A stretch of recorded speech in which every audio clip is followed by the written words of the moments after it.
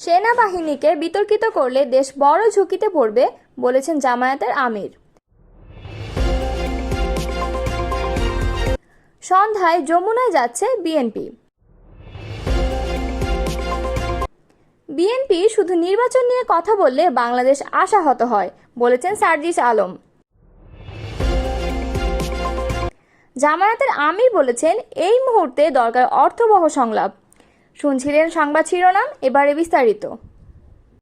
দর্শক, আপনি যদি আমাদের চ্যানেলে নতুন হয়ে থাকেন তাহলে আমাদের চ্যানেলটি সাবস্ক্রাইব করে কমেন্ট করে জানিয়ে দিন আপনি কোন জেলা থেকে আমাদের সংবাদ শুনছেন। বাংলাদেশ জামায়াতে ইসলামের আমির শফিকুর রহমান বলেছেন, দেশে সেনাবাহিনীর মর্যাদাপূর্ণ অবদান রয়েছে। সেনাবাহিনীকে বিতর্কিত করলে স্বাধীন দেশে বড় ধরনের ঝুঁকিতে পড়বে। আজ শনিবার রাজধানীর মগবাজারে আল ফালাহ মিলনায়তনে বাংলাদেশ জামায়াতে ইসলামীর কেন্দ্রীয় মজলিসে শুরার অধিবেশনে এই আহ্বান জানান শফিকুর রহমান। জামায়াত নেতা আরও বলেন, কোনোভাবে কারো কোনো কার্যক্রম বা পদক্ষেপের মাধ্যমে আমাদের এই গর্বের প্রতিষ্ঠান অর্থাৎ সেনাবাহিনী বিতর্কিত হোক তা আমরা চাই না। সেনাবাহিনীকে নিয়ে যে কোনো মন্তব্য করা থেকে বিরত থাকা উচিত। বাংলাদেশ একটি বিশেষ অবস্থায় অবস্থান করছে বলে মন্তব্য করেছেন শফিকুর রহমান। এই পরিস্থিতিতে তিনি অন্তর্বর্তী সরকারের সর্বদলীয় বৈঠকের আহ্বান জানিয়েছেন।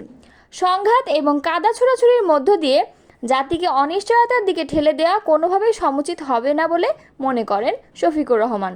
ঐক্যবদ্ধ হওয়ার মাধ্যমে এই পরিস্থিতির অবসান হওয়া উচিত বলে মন্তব্য করেন তিনি বলেন, সমস্যা যত বড়ই হোক আলোচনার মধ্যে দিয়ে সন্তোষজনক সমাধানে পৌঁছানো সম্ভব।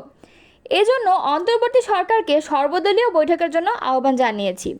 জামায়াতে আমির আরও বলেন, সংস্কারের একটি রূপরেখা নির্বাচন একটি রোডম্যাপের কথা আমরা শুরু থেকে বলে আসছি, কিন্তু তা এখনও জনগণের সামনে আসেনি। আমরা সরকারকে আহ্বান জানাবো দ্রুত জনগণের সামনে এই দুটি বিষয়ে রোডম্যাপ তুলে ধরার জন্য। তাহলে সরকারের প্রতি জনগণের আস্থা ফিরবে। মানবিক করিডোর ও চট্টগ্রাম বন্দরকে স্পর্শকাতর বিষয় বলে উল্লেখ করেন জামায়াত আমির। মানবিক করিডোরের বিষয়ে রাজনৈতিক দলগুলোর সঙ্গে বসে আলোচনা করে সিদ্ধান্ত নেওয়া যেতে পারে বলেন তিনি, অথবা বিষয়টি পরবর্তীতে নির্বাচিত সরকারের উপর ছেড়ে দেওয়া উত্তম হবে বলে জানান। চট্টগ্রাম বন্দরের বিষয়ে তিনি বলেন, এই বন্দরের উপর নির্ভর করছে বাংলাদেশের অনেক কিছু। প্রধান বৈদেশিক বাণিজ্যের 70% এই বন্দরের উপর নির্ভরশীল। সুতরাং বন্দর ব্যবস্থাপনার কোনো বিষয়ে হঠাৎ করে সিদ্ধান্ত নেওয়া সমীচীন হবে না। বিষয়গুলো ভেবে চিন্তে অংশীজনের সঙ্গে আলাপ আলোচনা করে এই বিষয়ে কী করা যায় সেই বিষয়গুলো সামনে নিয়ে আসা উচিত।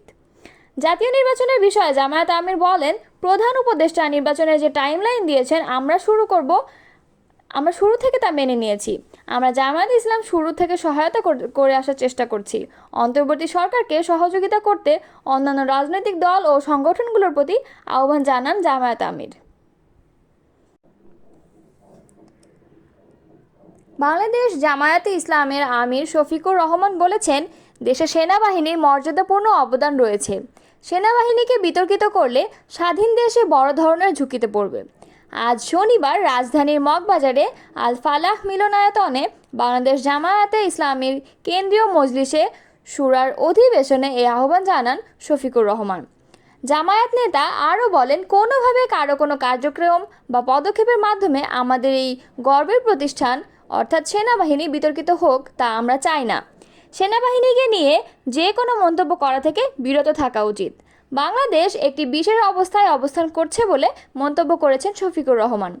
এই পরিস্থিতিতে তিনি অন্তর্বর্তী সরকারের সর্বদলীয় বৈঠকের আহ্বান জানিয়েছেন।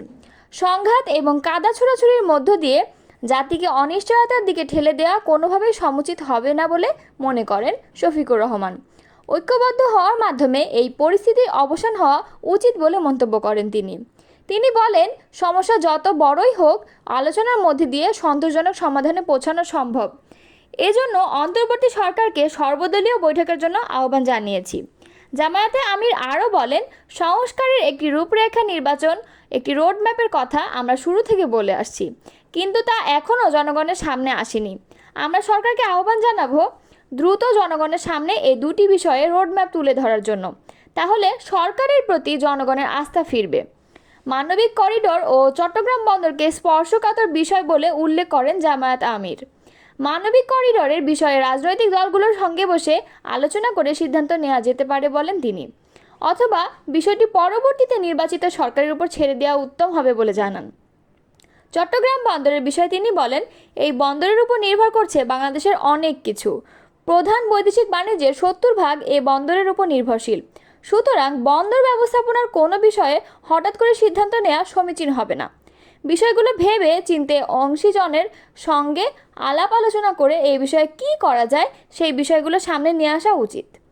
জাতীয় নির্বাচনের বিষয়ে জামায়াত আমির বলেন, প্রধান উপদেষ্টা নির্বাচনের যে টাইমলাইন দিয়েছেন আমরা শুরু থেকে তা মেনে নিয়েছি। আমরা জামায়াত ইসলাম শুরু থেকে সহায়তা করে আসার চেষ্টা করছি।